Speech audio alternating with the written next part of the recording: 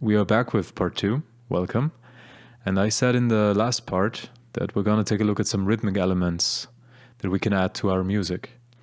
Because right now the progression that we have, it sounds all well and good, but if we're being honest, it's kind of boring.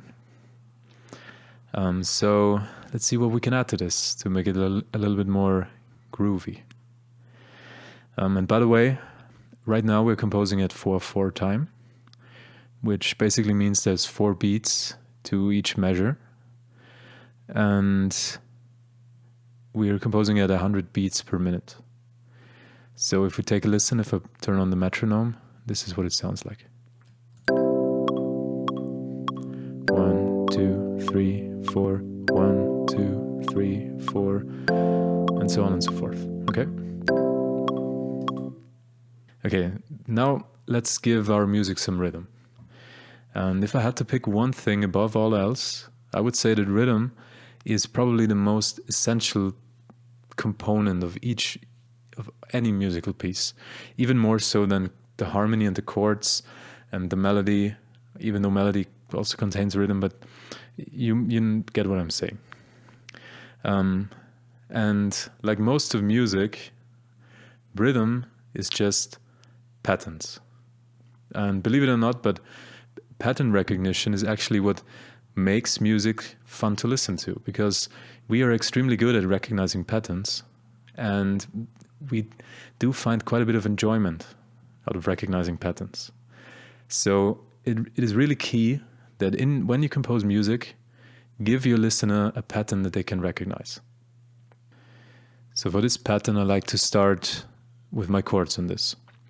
So this is our foundation, and we want to give this some rhythm, okay? And as this is our foundation, try not to complicate it too much. You can never do something wrong by doing something simple, but consistent, okay? Maybe let's try something. This is what I had in mind. I will take the chords and split them into a long one and 2 short ones. And the same I do with this. So there we go. And now this and this. Now we have 1 long note and 2 shorts.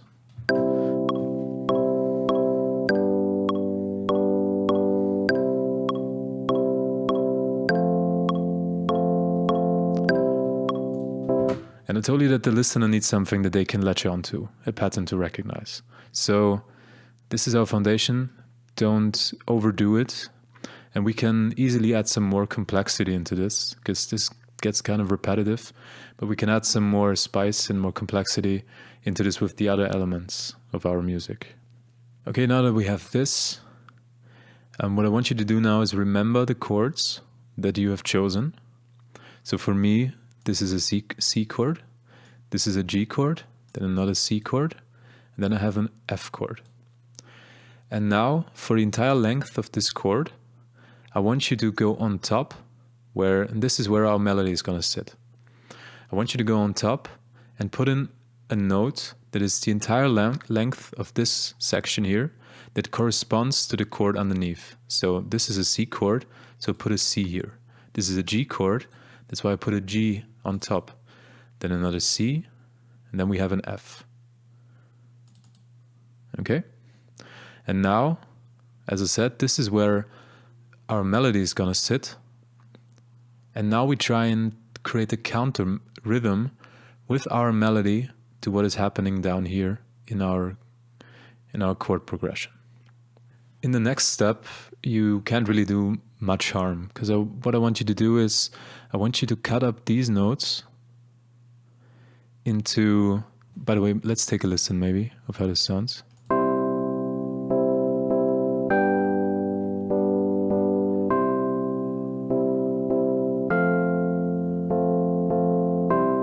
Yeah, nothing special, but as I said, in the next step I want you to cut these notes and divide them into smaller segments, so that they form a counter rhythm to what happens down here at the bottom.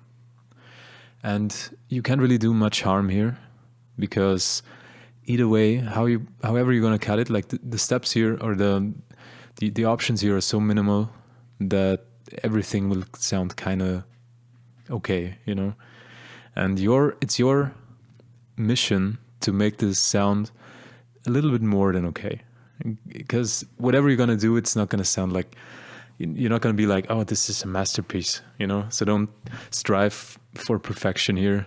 Just find something that you think sounds interesting, and then we're off to the next step.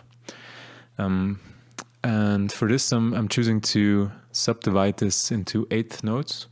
So this basically means that the entire length of this I can divide into 8 different segments. So, you know, like this. Oh, that was wrong. But that's not what I'm gonna do. So yeah.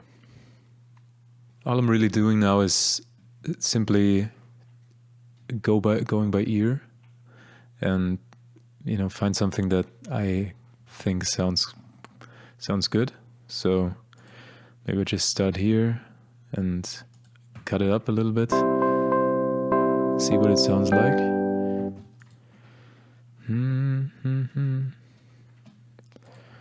Maybe right here and here.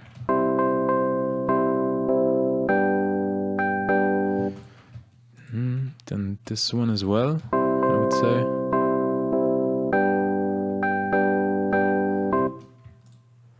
And let's go maybe like this. And let's listen to it.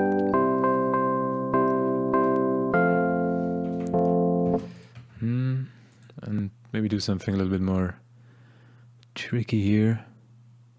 Put them between these notes. Let's see how that sounds.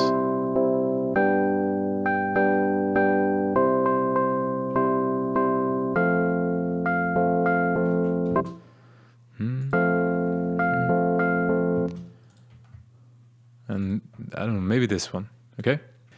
I don't really have much wisdom that I can share with you, not many tricks, because it's really a very simple step, and you can't do much wrong. But I think the only thing that I can tell you is you should treat these parts as 2 separate rhythms, but still try and make them sound like they try and form something cohesive.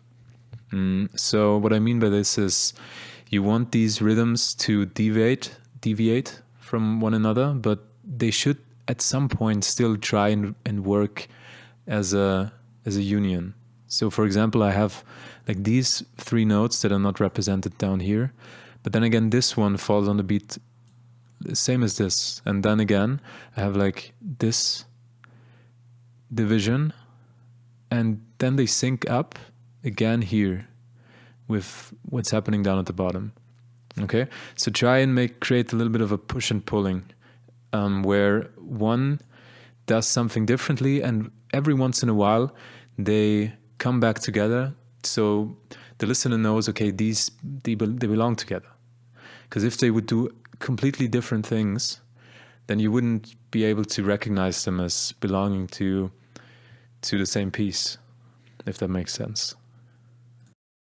Yeah, that's basically all I have to say about this step. Don't try to be perfect here, because as I already mentioned, once you start introducing some of the notes, all of this is subject to change and probably will change, but it's still a good template that we can work with, and it will make finding a good melody so much easier. Okay, so don't hold this too close to your heart. You know, if you're not 100% satisfied with this note, just ignore it for now, and during the melody it will become clear what kind of purpose this note serves. Maybe in the end you will go like this, okay? But don't sweat it now. So if you found something good, move on, and I think that's what we're going to do now. So I hope you had fun, hope you learned something, and I hope that we see each other in the next episode, where we're going to talk about turning this into a melody. Okay, so see ya. Bye-bye.